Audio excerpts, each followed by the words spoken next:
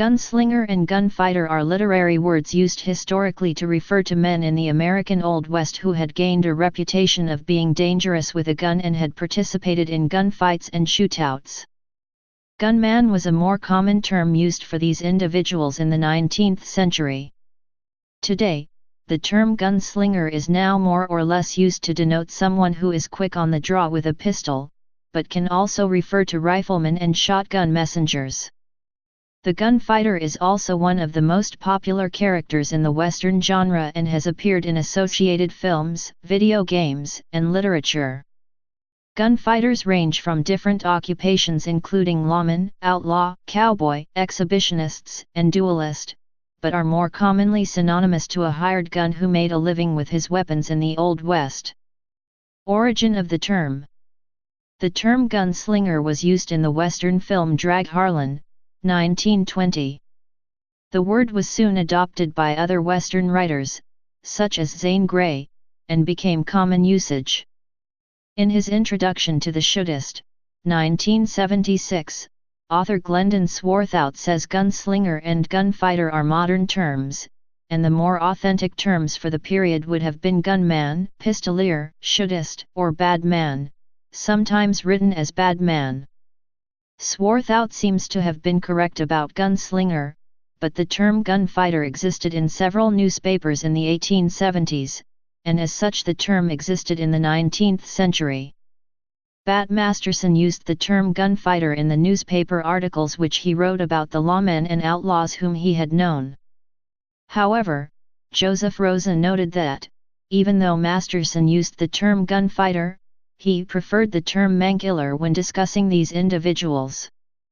Clay Allison, 1841–1887, a notorious New Mexico and Texas gunman and cattleman, originated the term shootist. Usage. Often, the term has been applied to men who would hire out for contract killings or at a ranch embroiled in a range war where they would earn fighting wages. Others, like Billy the Kid, were notorious bandits, and still others were lawmen like Pat Garrett and Wyatt Earp. A gunfighter could be an outlaw, a robber or murderer who took advantage of the wilderness of the frontier to hide from genteel society and to make periodic raids on it. The gunfighter could also be an agent of the state, archetypically a lone avenger, but more often a sheriff, whose duty was to face the outlaw and bring him to justice or to personally administer it. There were also a few historical cowboys who were actual gunfighters, such as the outlaw cowboy gang who participated in the Bloody Skeleton Canyon Massacre. Depiction in culture. Gunslingers frequently appear as stock characters in Western movies and novels, along with cowboys. Often, the hero of a Western meets his opposite double, a mirror of his own evil side that he has to destroy. Western gunslinger heroes are portrayed as local lawmen or enforcement officers, ranchers, army officers, cowboys, territorial marshals, nomadic loners, or skilled fast-draw artists. They are normally masculine persons of integrity and principle, courageous, moral, tough, solid, and self-sufficient, maverick characters, often with trusty sidekicks, possessing an independent and honorable attitude, but often characterized as slow-talking. They are depicted as similar to a knight-errant, wandering from place to place with no particular direction, often facing curious and hostile enemies, while saving individuals or communities from those enemies in terms of chivalry. The Western hero usually stands alone and faces danger on his own, commonly against lawlessness, with an expert display of his physical skills, roping, gunplay, horse handling, pioneering abilities, etc. In films, the gunslinger often possesses a nearly superhuman speed and skill with the revolver. Twirling pistols, lightning draws, and trick shots are standard fare for the gunman of the big screen. In the real world, however, gunmen who relied on flashy tricks and theatrics died quickly, and most gunslingers took a much more practical approach to their weapons. Real gunslingers did not shoot to disarm or to impress, but to kill. Another classic bit of cinema that is largely a myth is the showdown at high noon, where two well-matched gunslingers agree to meet for a climactic formal duel. These duels did occasionally happen, as in the case of the Luke Short-Jim Kortright duel, but gunfights were typically more spontaneous, a fight that turned deadly when one side reached for a weapon, and no one knew who actually won the fight for several minutes until the air finally cleared of smoke. Gunfights could be won by simple distraction, or pistols could be emptied as gunmen fought from behind cover without injury. When a gunman did square off, it rarely was with another gunfighter. Gunslingers usually gave each other a wide berth, and it was uncommon for two well-known gunslingers to face off. The gunslinger's reputation often was as valuable as any skills possessed. In Western films and books, young toughs often challenge experienced gunmen with the hopes of building a reputation, but this rarely happened in real life. A strong reputation was enough to keep others civil and often would spare a gunfighter from conflict. Even other gunslingers were likely to avoid any unnecessary confrontation. In the days of the Old West, tales tended to grow with repeated telling, and a single fight might grow into a career-making reputation. For instance, the gunfight at the OK Corral made legends of Wyatt Earp and the outlaw cowboy gang, but they were relatively minor figures before that conflict. Some gunslingers, such as Bat Masterson, actively engaged in self-promotion. Johnny Ringo built a reputation as a gunslinger while never taking part in a gunfight or killing unarmed civilians. Fact and fiction. Most gunfights are portrayed in films or books as having two men square off, waiting for one to make the first move. This was rarely the case. Often, a gunfight was spur of the moment, with one drawing his pistol, and the other reacting. Often it would develop into a shootout where both men bolted for cover. In popular folklore, men who held noteworthy reputations as a gunfighter were eager to match up against another gunman with the same reputation. On the contrary, in cases where two men held a similar reputation, both would avoid confrontation with one another whenever possible. They rarely took undue risks, and usually weighed their options before confronting another well-known gunman. This respect for one another is why most famous gunfights were rarely two or more well-known gunmen matched up against one another, but rather one notable gunman against a lesser-known opponent or opponents. These fights were usually close-up and personal, with a number of shots blasted from pistols, often resulting in innocent bystanders hit by bullets gone wild. Much of the time, it would be difficult to tell who had won the gunfight for several minutes, as the black powder smoke from the pistols cleared the air. How famous gunfighters died is as varied as each man. Many well-known gunfighters were so feared by the public because of their reputation that when they were killed, they died as a result of ambush rather than going down in a blaze of glory. Others died secluded deaths either from old age or illness. Mythology and folklore often exaggerate the skills of famous gunfighters. Most of these historical figures were not known to be capable of trick shooting, nor did they necessarily have a reputation for precision sharpshooting. Such tropes that are frequently seen in westerns include shooting the center of a coin, stylistic pistol twirling, glancing shots that intentionally only graze an opponent, the bullet through the hat being an example, shooting an opponent's belt buckle, thus dropping his pants, a bullet cutting the hangman's rope, or shooting the guns out of opponents' hands, typically as an alternative to killing. The latter was debunked by mythbusters as an impossibility, as unjacketed bullets tend to shatter into fragments that can hurt or even kill. Ed McGivern dispelled the myth of the inaccuracy of pistol fanning by shooting tight groups while fanning the revolver. In Western movies, the characters' gun belts are often worn low on the hip and outer thigh, with the holster cut away around the pistol's trigger and grip for a smooth, fast draw.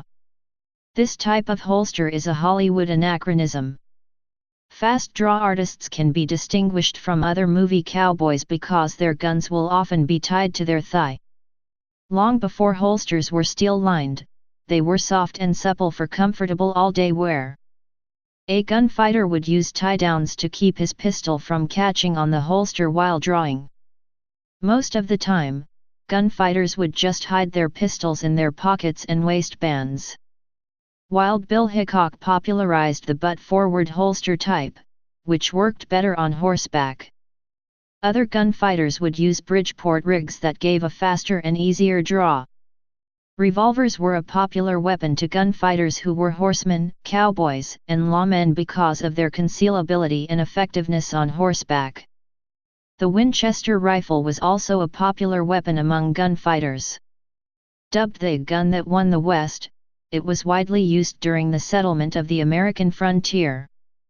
Shotguns were also a popular weapon for express messengers and guards, especially those on stagecoaches and trains who were in charge of overseeing and guarding a valuable private shipment. Although quick draw and hip shooting was an important skill in the West, only a handful of historically known gunslingers were known to be fast, such as Luke Short, John Wesley Hardin, Wild Bill Hickok, Doc Holliday, and Billy the Kid. Shooting a pistol with one hand is normally associated with gunslingers, and is also a standard for them of the era to carry two guns and fire ambidextrously. Captain Jonathan R. Davis carried two revolvers in his iconic gunfight, while Jesse James himself carried over half a dozen revolvers in many of his gunfights. Gunfighters King Fisher, John Wesley Hardin, Ben Thompson, Billy the Kid, Wild Bill Hickok and Pat Garrett all died as a result of ambush, killed by men who feared them because of their reputation. Gunman Kid Curry, Jim Kortright, Dallas Stoutenmeyer and Dave Rudabaugh were killed in raging gun battles, much as portrayed in films about the era, and usually against more than one opponent. Bill Longley and Tom Horn were executed. Famed gunman Clay Allison died in a wagon accident. Gunman Wyatt Earp, Bat Masterson, Bass Reeves, Commodore Perry Owens, and Luke Short all died of natural causes, living out their lives on reputation and avoiding conflict in secluded retirement. Gunfighter and lawman Frank Eaton, known as Pistol Pete, lived into old age and gained further fame, before his death at age 97, by becoming the mascot for Oklahoma A&M College, now Oklahoma State University. Rare are the gunfighters who, like William Sidney Caplight, died accidentally by their own hand. Famous gunfights.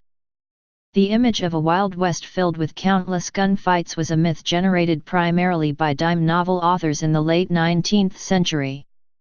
An estimate of 20,000 men in the American West were killed by gunshot between 1866 and 1900, and over 21,586 total casualties during the American Indian Wars from 1850 to 1890.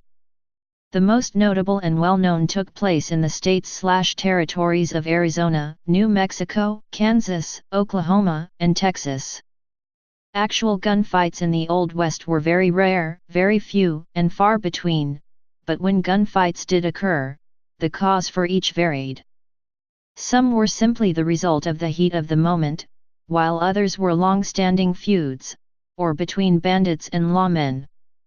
Lawless violence such as range wars like the Lincoln County War and clashes with Indians were also a cause.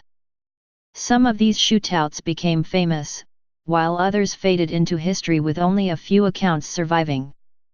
To prevent gunfights from happening, many cities in the American frontier, such as Dodge City and Tombstone, put up a local ordinance to prohibit firearms in the area. The gunfight at the OK Corral is a famous example of a real-life Western shootout, between the Earp brothers together with Doc Holliday, and the Clanton-McClory gang. It lasted only 30 seconds, contrary to many movie adaptations. The gunfight itself did not actually happen in the corral, but in a vacant lot outside of it. The shooting started when Billy Clanton and Frank McClory cocked their pistols. Both parties simultaneously drew their guns, which added to the confusion of who fired first. It is not known who fired the first shot, but Wyatt's bullet was the first to hit, tearing through Frank McClory's belly and sending McClory's own shot wild through Wyatt's coat tail. Billy Clanton fired at Virgil, but his shot also went astray when he was hit with Morgan's shot through his ribcage. Billy Claiborne ran as soon as shots were fired and was already out of sight. Ike Clanton panicked as well and ran towards Wyatt pleading for his life. "Go to fighting or get away," Wyatt yelled and watched Ike desert his brother Billy and run. Doc instantly killed Tom with blasts from his shotgun. Frank was running to Fremont Street, and he challenged Holliday for killing his brother, but Doc dropped his shotgun, drew his pistol, and shot Frank in the right temple. Wounded and dying, Billy Clanton fired blindly into the gun smoke encircling him, striking Virgil's leg. Wyatt responded by sending several rounds into Billy. On April 14, 1881, Lawman Dallas Stoutenmeyer participated in a gunfight in El Paso, Texas, which many dubbed the 4 Dead in 5 Seconds gunfight, in which he killed 3 of the 4 fatalities with his twin .44 caliber Colt revolvers. One of those killed was an innocent Mexican bystander. Less than a year after these incidents, he would kill as many as 6 more men in gunfights while in the line of duty. Another well-documented gunfight resulted in the most kills by one person in a single event, when Captain Jonathan R. Davis shot 11 bandits single-handedly on December 19, 1854. Unknown to Davis and his companions, a band of robbers was lying in wait in the canyon brush near the trail. They were a typically diverse and motley group of Gold Rush bandits, 2 Americans, 1 Frenchman, 2 Britons, 5 Sydney Ducks, and 4 Mexicans. As Captain Davis and his companions trudged on foot, the bandit gang charged out of the brush, pistols flaming. James MacDonald died instantly, without time to draw his revolver or react in any way. Dr. Bolivar managed to get his 6-shooter out and fire twice at the highwayman before he dropped, badly wounded. Captain Davis later described himself as being in a fever of excitement at the time. Unfazed, he stood his ground, pulling out both pistols and firing a barrage at the charging outlaws.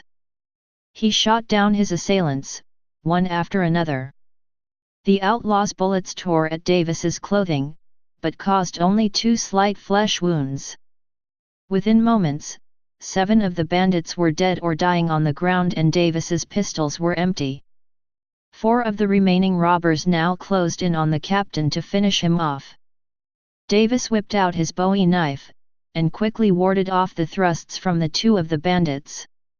He stabbed one of them to death, the other he disarmed by knocking the knife from his grasp and slicing off his nose and a finger of his right hand. The 2 last attackers were the men who had been wounded in a previous bandit raid. Despite their weakened condition, they foolishly approached Davis with drawn knives. The captain reacted in an instant. Slashing with his heavy Bowie, he killed them both. On December 1, 1884, a town sheriff named El Fego Baca came face to face against 80 gunmen, which became known as the Frisco Shootout. The battle started when Baca arrested a cowboy who had shot him. In turn, the cowboy called upon 80 of his associates to murder Baca. Baca took refuge in an adobe house, and over the course of a 36-hour siege, the gunmen put 400 bullet holes in the house, some accounts say a total of 4,000 shots, without touching Baca. He in turn killed 4 of them and wounded 8. When the shooting was over, as the attackers finally ran out of ammo, Baca strolled out of the house unscathed. Baca went on to a distinguished career as a lawyer and legislator and died in his bed in 1945, age 80. In January 1887, Commodore Perry Owens took office as sheriff of Apache County, Arizona. He sent 2 deputies to arrest Ike Clanton. Clanton had instigated the gunfight at the OK Corral and was charged with the later ambush shooting of Virgil Earp. Wyatt Earp searched for Ike Clanton in his vendetta, but never found him. Ike moved north to Apache County to continue rustling cattle and killing. Owens' 2 deputies killed Ike Clanton, Finn Clanton was arrested, 3 other gang members were killed, and the Clanton gang was done. Then Sheriff Owens turned his attention to the Blevins family, the other rustling gang in the county. In June 1887 Old Man Blevins disappeared, presumably killed by the Tewksbury faction of the Pleasant Valley War. The Blevins' sons searched for their father, and in August Hamp Blevins and another were killed by the Tewksbury side. So Andy Blevins, aka Cooper, ambushed and killed John Tewksbury and Bill Jacobs in revenge. Blevins returned to Holbrook and was heard bragging about his killings. Sheriff Owens had inherited a warrant for Andy Blevins, Cooper, arrest for horse theft, so he rode to Holbrook on September 2, 1887. Sheriff Owens had hunted buffalo for the railroad and could shoot his Winchester from the hip with great accuracy. Cradling his Winchester rifle in his arm, Sheriff Owens knocked on the Blevins' door. Andy Blevins answered with a pistol in hand. The lawman told him to come out, that he had a warrant for arrest. Blevins refused and tried to close the door. Owens shot his rifle from his hip through the door, hitting Andy Blevins in the stomach. Andy's half-brother, John Blevins, pushed a pistol out the door to Owens' right and fired at the sheriff. He missed and Owens shot John Blevins in the arm, putting him out of the fight. Owens saw Andy Blevins in the window moving to shoot back. Owens shot through the wall, striking Andy in the right hip. He died that night. Mose Roberts, boarding with the family, jumped out of a side window with a pistol. Sheriff Owens shot him through his back and chest, killing him. 15-year-old Samuel Houston Blevins ran out the front door, with his brother's revolver, and yelled, "I'll get him." His mother ran out after him.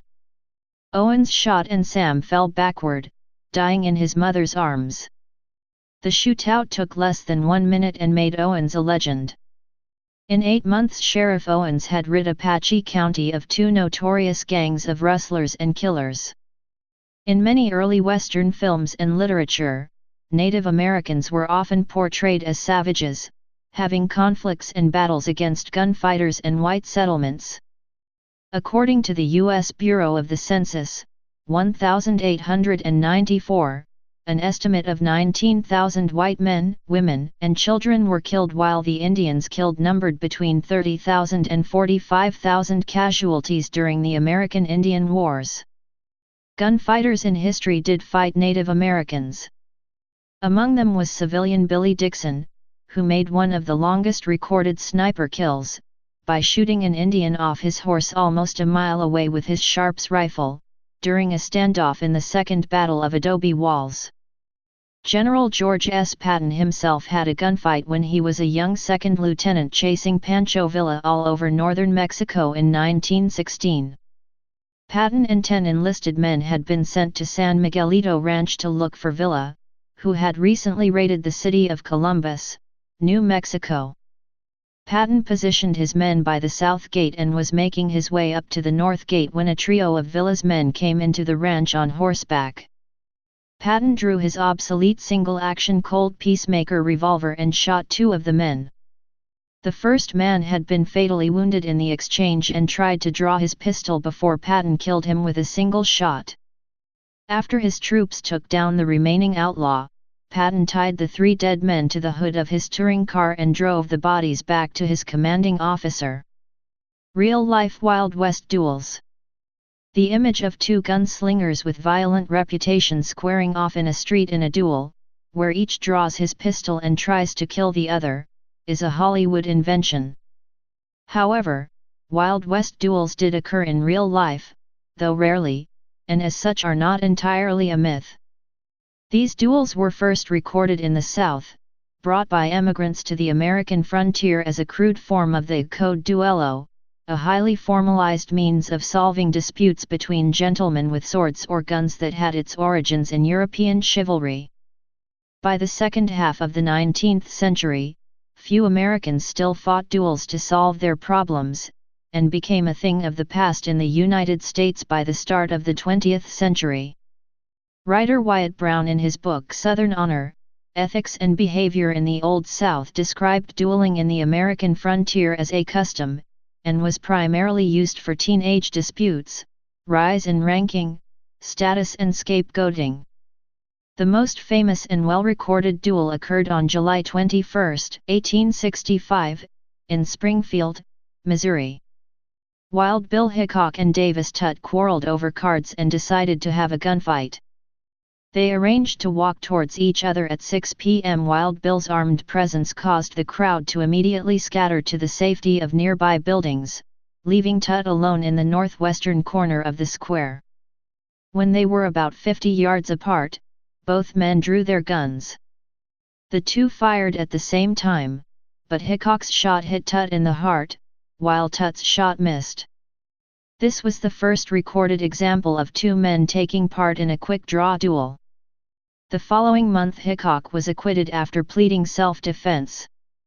The first story of the shootout was detailed in an article in Harper's Magazine in 1867, and became a staple of the gunslinger legend.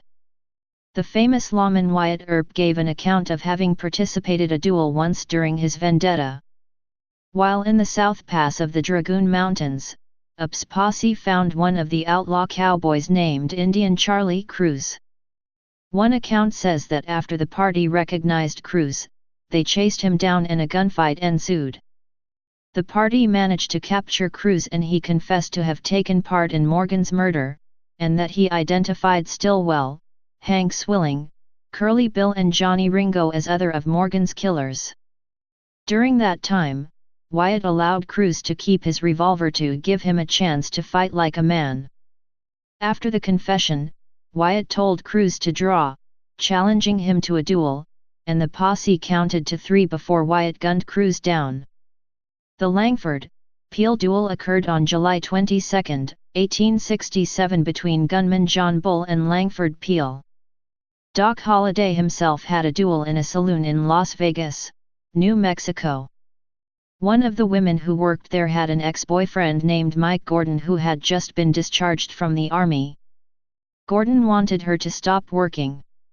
When she told him to leave her alone, he became angry, went outside the saloon, and started shooting out the windows with his pistol. As bullets went through the saloon, Doc unflinching, holstered his Colt Peacemaker revolver, and walked outside. Gordon then started shooting at him but missed.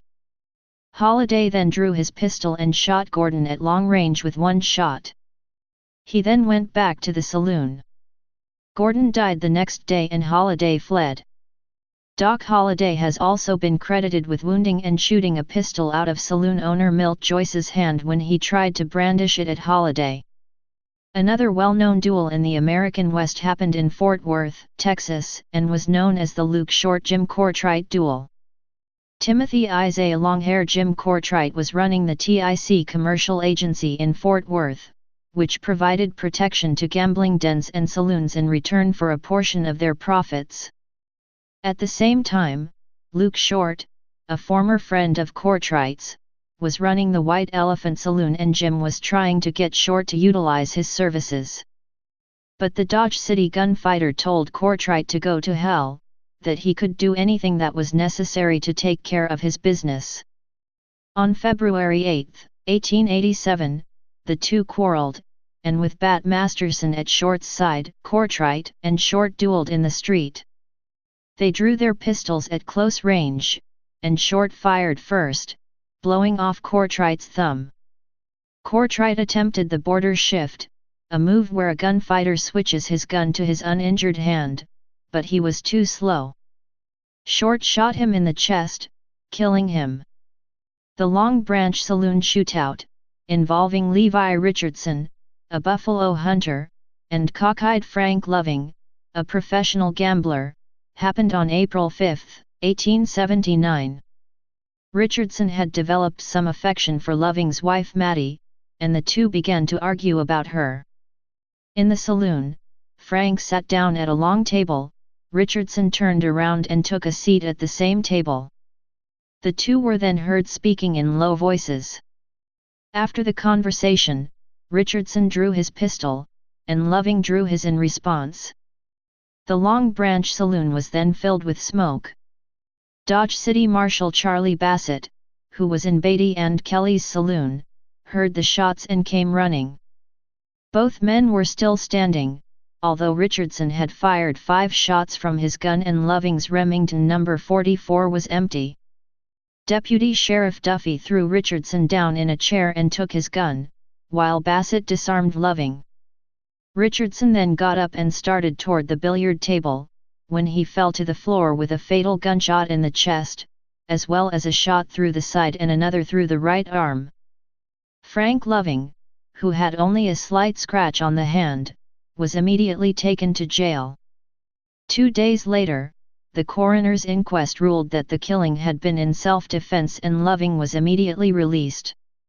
On March 9, 1877, gamblers Jim Levy and Charlie Harrison argued over a game of cards in a saloon in Cheyenne, Wyoming. They met in an alley following an argument about a card game. Harrison shot first, but missed. Levy aimed carefully and hit Harrison, who died a week later. Not as well known today but famous in his time was the dapper, derby-wearing train robber Marion Hedgepeth, who despite his swell appearance, was a deadly killer and one of the fastest guns in the Wild West. William Pinkerton, whose National Detective Agency had sought to capture Hedgepeth and his gang for years, noted that Hedgepeth once gunned down another outlaw who had already unholstered his pistol before Hedgepeth had drawn his revolver. The infamous assassin Tom Horn was also said to have participated in a duel with a second lieutenant from the Mexican Army, due to a dispute with a prostitute when he was 26 years old. Gunfighters Jim Levy and Tom Carberry became infamous for participating in at least 2 quick-draw duels in their lifetimes. Living on reputation. Most Old West men who were labeled as being gunfighters did not kill nearly as many men in gunfights as they were given credit for, if any at all. They were often labeled as such due to one particular instance, which developed from rumors into them having been involved in many more events than they actually were. Often their reputation was as much self-promotion as anything else, such was the case of Bat Masterson. Wyatt Earp with his brothers Morgan and Virgil along with Doc Holliday killed 3 outlaw cowboys in the gunfight at the OK Corral in Tombstone, Arizona Territory. He has been said to have been involved in more than 100 gunfights in his lifetime. But Professor Bill O'Neill cites just 5 incidents in his Encyclopedia of Western Gunfighters. Earp expressed his dismay about the controversy that followed him his entire life. He wrote in a letter to John Hayes Hammond on May 21, 1925, that notoriety had been the bane of my life. After his brother Virgil was maimed in an ambush and Morgan was assassinated by hidden assailants, the men suspected of involvement were provided alibis by fellow cowboys and released without trial. Wyatt and his brother Warren set out on a vendetta ride to locate and kill those they felt were responsible. Wyatt has been portrayed in a number of films and books as a fearless Western hero. He is often viewed as the central character and hero of the gunfight at the OK Corral, at least in part because he was the only one who was not wounded or killed. In fact, his brother, Tombstone Marshal, and Deputy U.S. Marshal Virgil Earp had considerably more experience with weapons and combat as a Union soldier in the Civil War, and in law enforcement as a sheriff, constable, and marshal. As city marshal, Virgil made the decision to disarm the cowboys in Tombstone and requested Wyatt's assistance. But because Wyatt outlived Virgil and due to a creative biography, Wyatt Earp, Frontier Marshal published 2 years after Wyatt's death, Wyatt became famous and the subject of various movies, television shows, biographies and works of fiction. There are no records to support the reputation that Johnny Ringo developed. Of the documented instances where Ringo killed men, they were unarmed, and there is no evidence to support his participation in a single gunfight. Others deserved the reputation associated with them. Jim Kortright and Dallas Stoutenmeyer both killed several men in gunfights both as lawmen and as civilians. Clay Allison and Ben Thompson had well-deserved reputations. At Th. Please subscribe and thanks for watching.